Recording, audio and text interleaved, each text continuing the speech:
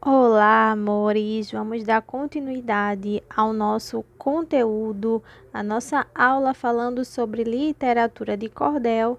E claro que nós já conversamos sobre muita coisa de cordel, como vocês já sabem, e agora a gente vai dar continuidade, tá certo?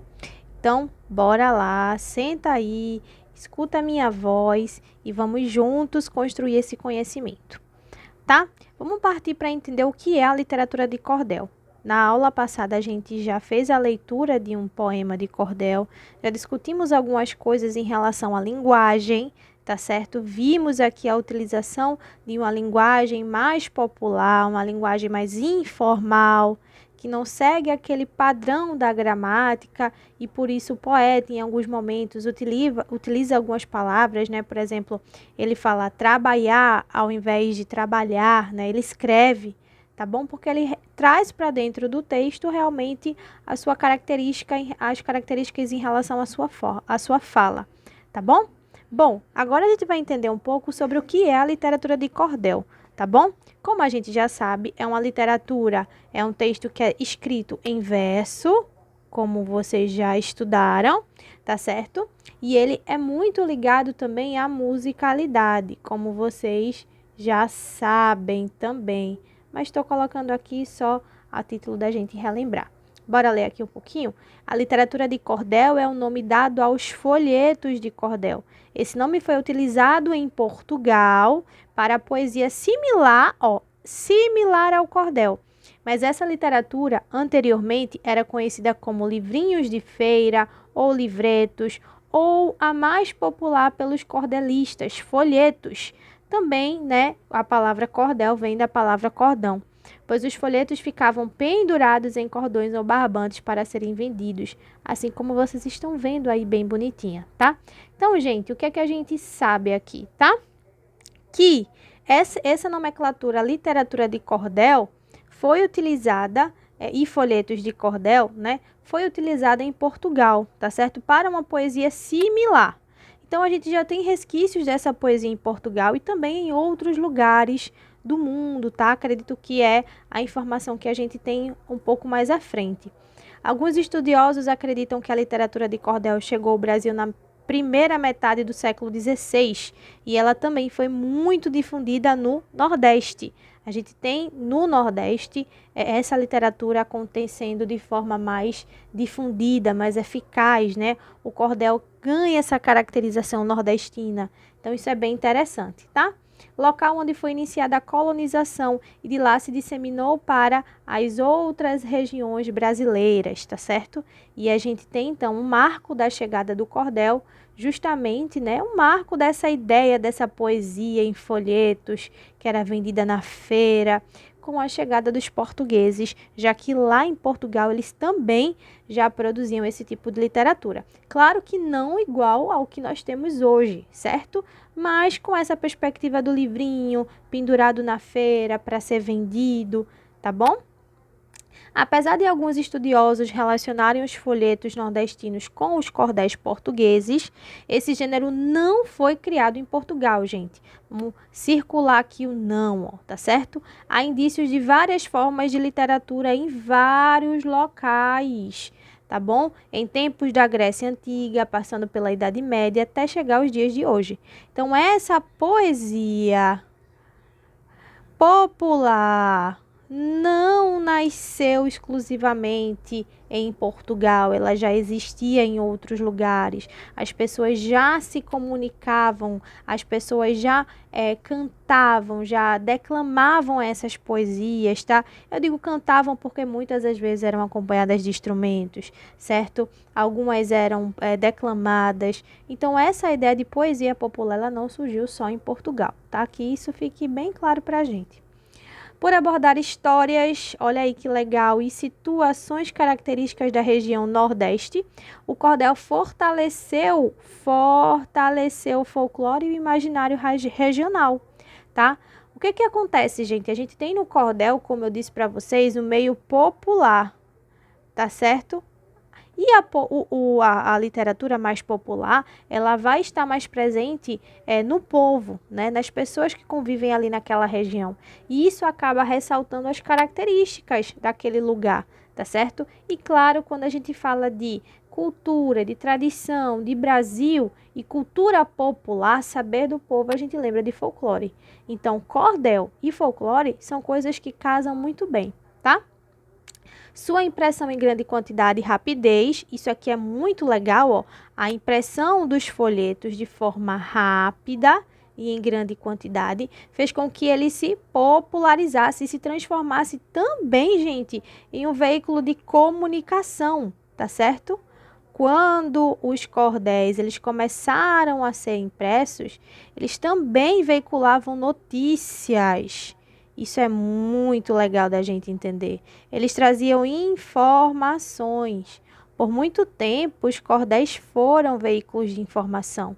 E por isso as pessoas liam bastante. Com o tempo, com a chegada do rádio, da TV, essa perspectiva de ser mais informativo e trazer notícia, foi ficando para trás.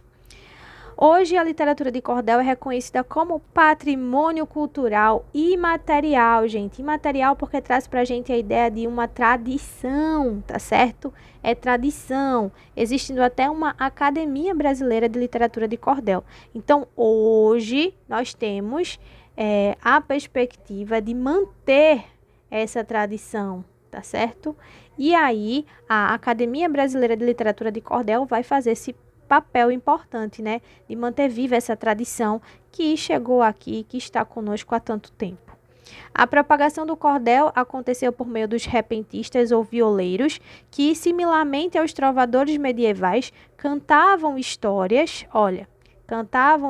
musicadas e rimadas nas ruas das cidades, popularizando os poemas que depois vieram a ser os cordéis. Hoje temos uma diferenciação mais adequada para os repentistas e os cordelistas. Antigamente, galera, as pessoas declamavam essas poesias também utilizando instrumentos musicais, certo? E havia, assim, né, em alguns momentos, até um pouco de confusão aí em relação ao cordel e ao repente, porque ambos tinham a utilização das violas, né? Essa ideia de cantar as poesias, certo? Hoje em dia a gente já tem uma diferença muito nítida entre o que é repentista, né, o que é o repente e o que é o cordel, tá? Como a gente já sabe, o repente é um gênero puramente oral em que há um improviso, ou seja, os versos eles saem ali de forma repentina, tá certo? Já o cordel não, o cordel é um texto que ele é analisado, o cordelista ele vai ler, vai reler, né, vai buscar constituir as rimas, tá bom?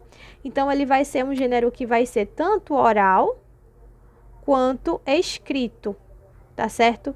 Ele vai vir nas duas vertentes. O repente é apenas um gênero oral, ele não tem versão escrita, tá certo? E ele sim é muito acompanhado da viola. Já o cordel hoje ele pode ser declamado sem a viola, tá certo? Mas no começo, antes de saber o que era o cordel, definições, características, antes de se estudar esse gênero, a gente tinha ali repente e cordel de forma muito, muito próxima, né? Hoje a gente já consegue fazer essa diferença, tá certo? Então, ó, presta atenção. Antigamente, nós tínhamos os violeiros que faziam esses versos de forma mais repentina, por isso repente, e também faziam esses versos mais pensados, tá certo? Mais articulados. E aí nós tínhamos os cordelistas, né? Seria essa mescla. Hoje isso fica ainda mais claro. Cordel é cordel, repente é repente, tá certo? E aí algumas características para a gente finalizar do cordel, tá bom? A linguagem coloquial que a gente já viu lá na frente, né, nas aulas anteriores, vocês já estudaram, a gente já viu isso muito presente aqui, principalmente no trecho do poema de cordel aos poetas clássicos de Patativa da Saré, tá certo? A gente viu a presença dessa linguagem informal, tá? Só para que vocês relembrem, não esqueçam. O uso do humor, da ironia e do sarcasmo, tá certo? Ou seja, o cordel muitas vezes critica de forma engraçada, é irônico. O que é irônico? É brincar com um problema ali mais sério para trazer essa crítica, tá? Os temas, nós temos diversos, aí é diversos de verdade, gente. Folclore, temas religiosos, temas profanos, políticos, tá certo? Episódios históricos, realidade social. O cordel ele pode contar uma história, ele pode criticar, ele pode criar um verso homenageando mães, pais, professores. Ou seja, eu posso fazer muita coisa em forma de verso através dessa linguagem popular, né, que o cordel me oferece. Presença de rimas, métrica e oralidade. Isso aqui, gente, a gente vai estudar de forma específica. Vamos entender quais são os tipos de rima, sobre métrica e sobre a questão da oralidade na poesia, né, que é super importante.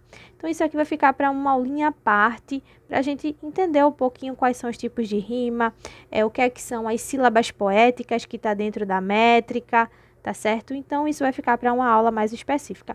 E, por fim, para a gente finalizar, eu vou deixar o link do vídeo disponível para vocês também, para que vocês entendam a xilogravura, que é uma arte feita em madeira, que estampa as capas dos folhetos de cordéis. E é muito interessante entender como a xilogravura e o cordel são muito parecidos no sentido de... Parece que eles foram feitos um para o outro, assim, é bem interessante.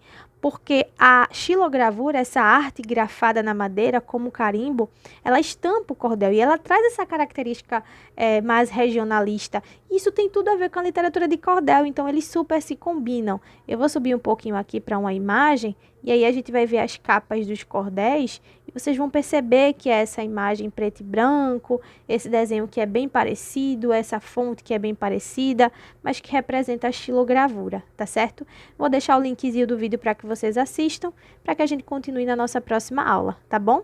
É isso, gente. Espero que vocês tenham gostado e até a próxima.